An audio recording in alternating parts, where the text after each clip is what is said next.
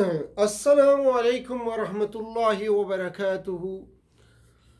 مطالعہ قرآن، دورہ قرآن کا یہ پروگرام لیے ہوئے آپ کی خدمت میں حاضر ہیں علاقہ نیکش کی طرف سے۔ سورہ آل عمران اس کا 55 سے لے کر 63 آیات کا مطالعہ انشاءاللہ آج ہمارے پیش نظر ہے۔ ارشاد باری تعالیٰ ہے، اعوذ باللہ من الشیطان الرجیم، بسم اللہ الرحمن الرحیم۔ اذ قال اللہ یا عیسیٰ انی متوفیک ورافعک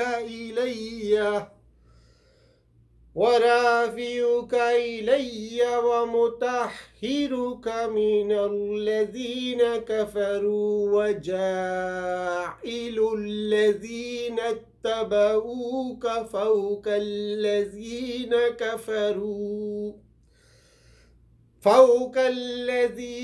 كفروا إلى يوم القيامة ثم إلي مرجعكم فأحكم بينكم فيما كنتم فيه تختلفون۔ صدق اللہ العظیم۔ رب اشرح لی صدری ویسر لی امری واحلل عقدۃ من لسانی یفقہوا قولی۔ ابتدائی 4 آیات 55 تا 58، ابتدائی 4 آیات میں اس رد عمل کا بیان ہے جو حضرت عیسیٰ علیہ السلام کی آخری کوشش کا بنی اسرائیل پر ہوا۔ ابتدائی 4 آیات میں اس رد عمل کا بیان ہے جو حضرت عیسیٰ علیہ السلام کی آخری کوشش کا بنی اسرائیل پر ہوا، ساتھ ہی اللہ تعالیٰ کی اس مدد کا بھی بیان ہے جو اس نے عیسیٰ علیہ السلام کی فرمائی تھی۔ کفار بنی اسرائیل نے حضرت عیسیٰ علیہ السلام کو قتل کروانے کی سازش کی، جس کے لیے انہوں نے بادشاہ وقت کا ذریعہ خوب استعمال کیا۔ انہوں نے رومی سلطنت کے بادشاہ سے شکایت کی کہ ایک آدمی ہے جو لوگوں کو گمراہ کرتا ہے اور انہیں بادشاہ کی اطاعت سے روکتا ہے، اسی طرح وہ عوام میں اختلاف پیدا کرتا ہے اور باپ کو بیٹے سے جدا کرتا ہے۔ بادشاہ یہ سب کچھ سن کر سیخ و پا ہو گیا اور لوگوں کو حکم دیا کہ عیسیٰ علیہ السلام کو پکڑ کر سولی پر چڑھا دیا جائے، جسے دیکھ کر دوسرے لوگ اس کے اتباع سے رک جائیں۔ جب بادشاہ کے کرندوں نے ان کے گھر کا گھیرا کر لیا اور ان کو پکڑ کر سولی پر لٹکانا چاہا تو اللہ تعالیٰ نے عیسیٰ علیہ السلام کو مطمئن فرما دیا کہ میں ان اشقیاء کے ارادوں کو خاک میں ملا دوں گا، اور اسی طرح عیسیٰ علیہ السلام کو اوپر اٹھا لیا۔ جب بنی اسرائیل کے کافروں نے حضرت عیسیٰ علیہ السلام کے قتل کی سازش مکمل کر لی تو اللہ تعالیٰ نے فرمایا، اے عیسیٰ میں تجھے پوری طرح لینے والا ہوں اور اپنے پاس اٹھا کر لانے والا ہوں، اور آسمانوں پر بلا کر کافروں کی خباثت آلود فضا سے تمہیں دور کرنے والا ہوں، اور تمہارے اتباع کرنے والوں اور کافروں کو قیامت کے دن تک فوقیت دینے والا ہوں۔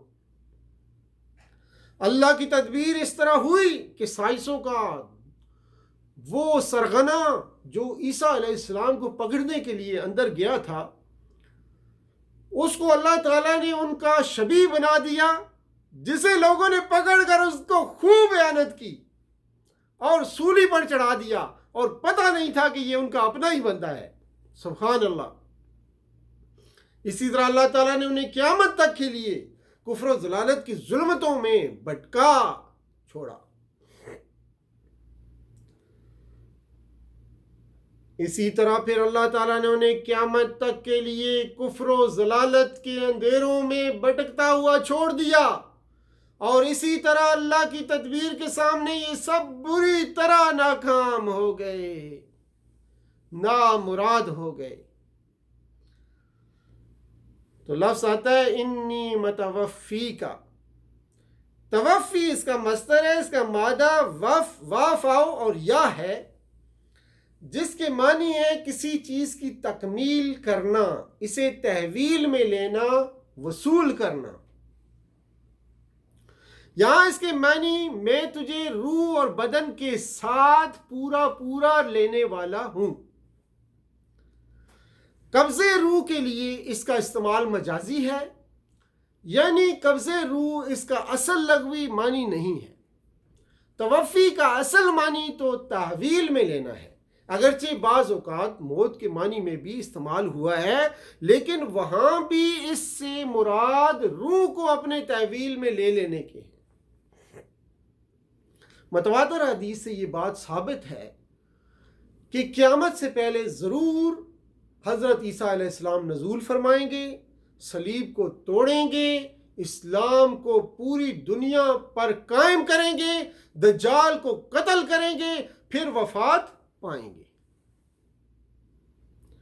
یا متوفیق کو پہلے لانے سے ان کے عقیدہ الوہیت کا بطلان مقصود ہے کہ عیسیٰ پر بھی موت طاری ہوگی، اور جس پر موت آتی ہے وہ الہ نہیں ہو سکتا۔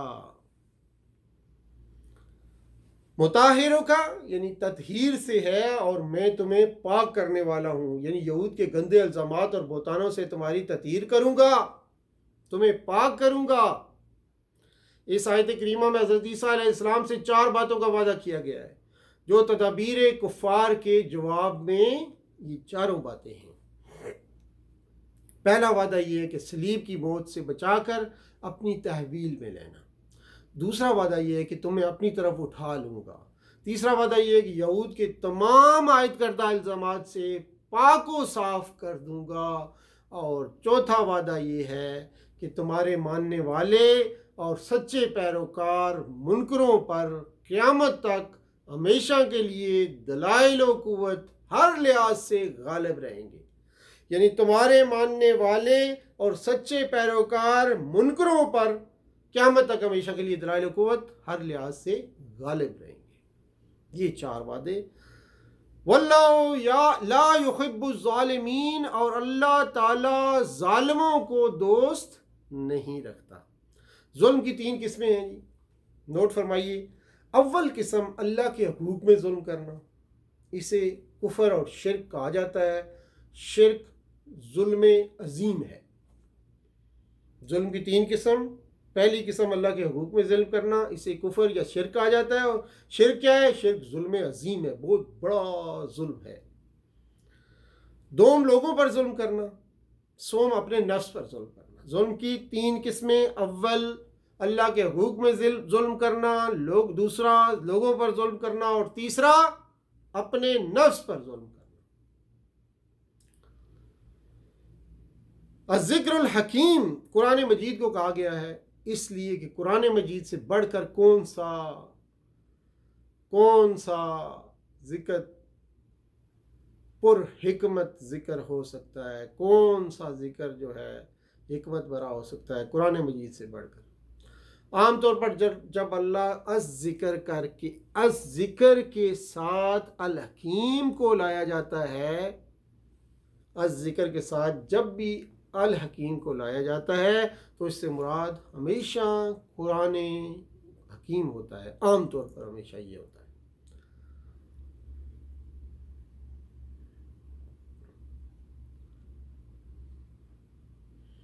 آگے آیات 59 سے 60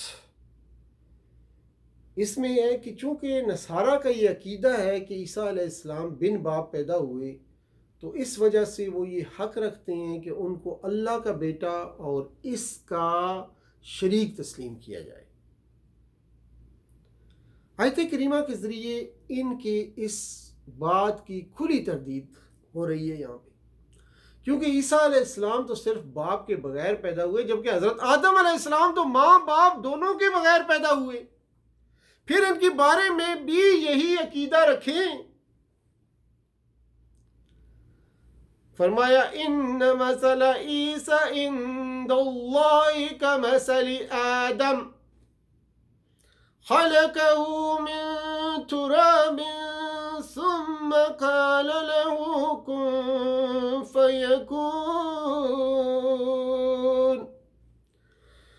الحق من ربك الحق من ربك فلا تكن من الممتنين.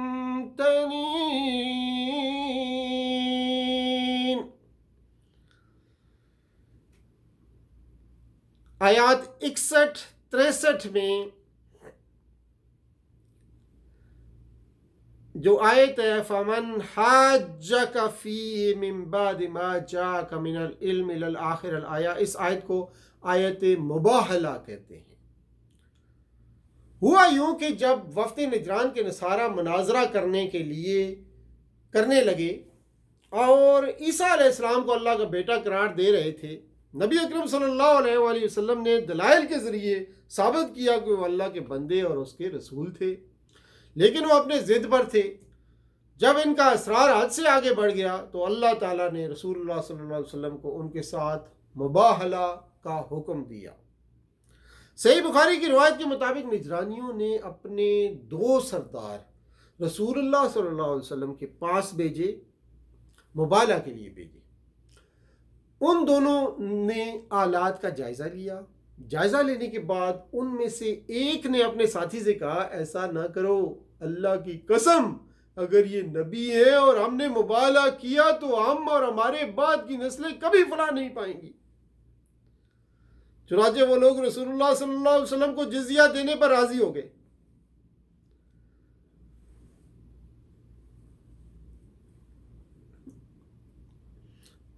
دعا میں تضرع اور ٹھہر ٹھہر کا دعا مانگنے کو کہتے ہیں بہل۔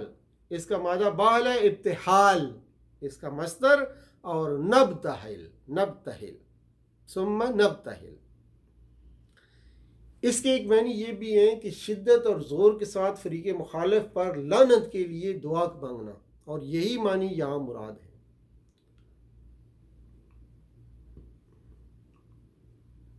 چنانچہ فرمایا وما من إله إلا الله وإن الله له العزيز الحكيم وإن الله لهو العزيز الحكيم فإن تولوا فإن الله عليم بالمفسدين۔ صدق اللہ العظیم ونفعنی بآیاتہ وذکر الحکیم، وصلی اللہ تعالی علی خیر خلقہ محمد وعلی آلہ وصحبہ اجمعین، وآخر دعوانا ان الحمد للہ رب العالمین، والسلام علیکم ورحمۃ اللہ وبرکاتہ۔